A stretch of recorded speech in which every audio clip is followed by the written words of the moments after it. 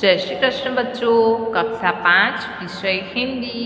तो बच्चों, आज हम स्वाध्याय पोथी में पढ़ेंगे कविता चाव। तो बच्चों, आगे की वीडियो में हमने कविता गाई थी और उसके बारे में हमने समझा था कि कविता में हमें क्या बताया गया है। तो कविता में हमें बताया गया है, कविता का नाम है हम भारत की शान है, और शान का मतलब क्या होता है? प्रतिष्ठा। तो छोटे छोटे जो बच्चे होते हैं वो हमारे देश की शान है, और यही बच्चों के कारण यह धरती टकी हुई है, यह आसमान એટલે कि आकाश फैला हुआ है। तो ये सब हमने आगे के वीडियो में पढ़ा था। उसके बाद पढ़ा था कि फूल है हम इस बगिया के। तो फूल है हम इस बगिया के, यानी कि बगिया એટલે શું કહેવાય? બગીચો।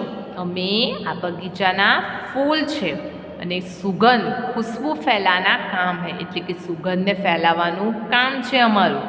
बढ़ चढ़ कर आगे जाएंगे करते काम महान है, એટલે કે હંમેશા અમે આગળ અને આગળ, હંમેશા આગળ ને આગળ વધતા રહીશું અને મહાન કામ करता रहीશું। ऊंचे ही उठते जाना है, आगे ही बढ़ते जाना है, बड़े चलेंगे नहीं रुकेंगे, हम भारत की शान है। એટલે કે અમારે પ્રગતિ કરતા જ રહેવાનું છે, આગળ ને આગળ વધતા જ રહેવાનું છે। અમે આગળ વધતા રહીશું, કદી અટકીશું નહીં, કારણ કે અમે ભારતની પ્રતિષ્ઠા છે। તો વિદ્યાર્થીઓ, આપણે આગળના વિડીયોમાં આ કવિતાની સમજ લીધી હતી અને સમજ્યા હતા। હવે આજે આપણે સ્વાધ્યાય પોથીમાં સ્વાધ્યાય ભણીએ। तो स्वाध्याय में शू आपेलू है?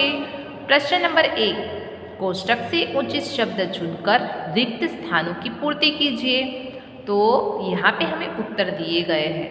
धरती, समझो, खुशबू, शान, फैला और फूल। तो यह उत्तर हमें सही जगह पर रखकर खाली जगह भरनी है।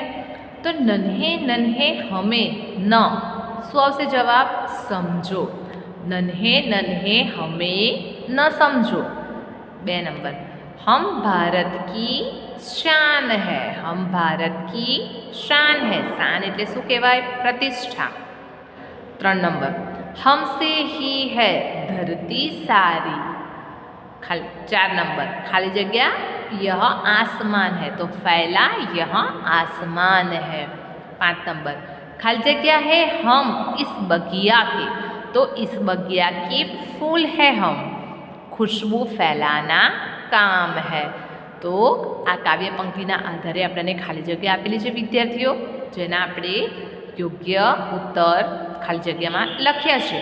हवे छे प्रश्न नंबर 2, निम्नलिखित काव्य पंक्तियाँ पूर्ण कीजिए।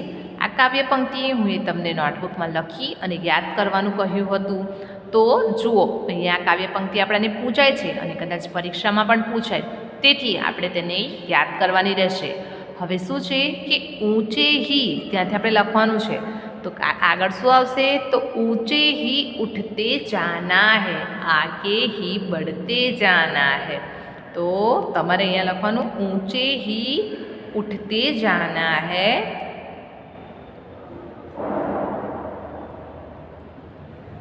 जाना है, आगे ही बढ़ते जाना है।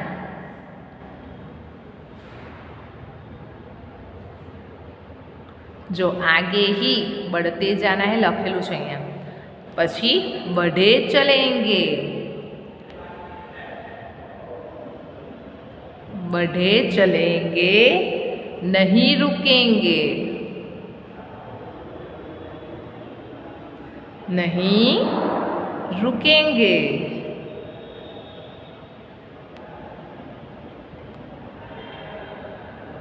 बढ़े चलेंगे नहीं रुकेंगे, हम भारत की शान है, हम भारत की शान है। जुओ, तो आ रीते तमारे पण शुं करवानुं छे? काव्य पंक्ति પૂર્ણ કરવાની છે.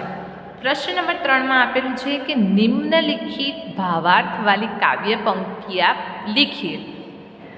એટલે અહીંયા તમને એક વાક્ય આપેલું છે અને એ વાક્ય આપણે વાંચી અને સમજવાનું છે. અને આ વાક્ય માટે આપણે કવિતામાંથી કઈ પંક્તિ લખીશું તે તમારે અહીંયા લખવાની છે. જુઓ, નંબર 1, હમ ઇસ બાગ કે ફૂલ હૈ. તો એના માટે આપણને પાઠ્યપુસ્તકમાં કઈ પંક્તિ આપેલી છે? તો જુઓ વિદ્યાર્થીઓ, પાઠ્યપુસ્તકમાં આપેલું છે કે ફૂલ હૈ હમ ઇસ બગિયા કે. એટલે આપણે અહીંયા લખીશું फूल है हम इस बगिया के. 2 नंबर, हमें प्रगति ही करते रहना है. प्रगति ही करते रहना है यानी ऊंचे ही उठते जाना है. प्रगति करवी એટલે શું? તો ऊंचे ही उठते जाना है. प्रश्न नंबर 3, हम बढ़ते ही रहेंगे, हम कभी नहीं रुकेंगे. એટલે बढ़े चलेंगे नहीं रुकेंगे. तो बढ़े चलेंगे नहीं रुकेंगे. આ રીતે તમારે કાવ્ય પંક્તિની પંક્તિઓ લખવાની છે. प्रश्न नंबर 4, निम्नलिखित प्रश्नों के उत्तर 1-2 शब्दों में लिखिए. प्रश्न नंबर 1, आप केले खाकर छिलके कहाँ डालेंगे? तो बच्चों यह प्रश्न हमसे पूछा गया है कि हम केले खाकर छिलके कहाँ फेंकेंगे. तो कहाँ फेंकेंगे? तो हम कूड़ेदान में डालेंगे. प्रश्न नंबर 2, विद्यालय के मैदान में पड़े हुए कागज के टुकड़े देखकर आप क्या करेंगे? तो क्या करेंगे बच्चों? तो इकट्ठे करेंगे. क्या करेंगे? इकट्ठे करेंगे.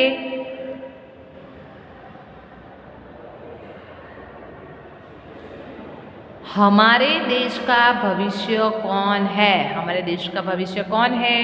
जो हमने काव्य में पढ़ा, हमारे देश का भविष्य है नन्हे बच्चे. बगिया में खुशबू कौन फैलाता है? तो फूल.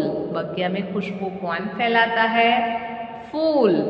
हम कैसे आगे बढ़ सकते हैं? तो महान काम करके.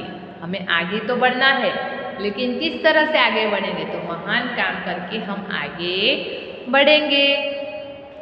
प्रश्न नंबर 5, निम्नलिखित शब्दों के विरोधार्थी शब्द कविता से ढूंढकर लिखिए. तो हमें यहाँ पे क्या दिया गया है? नंबर 1, बड़ा.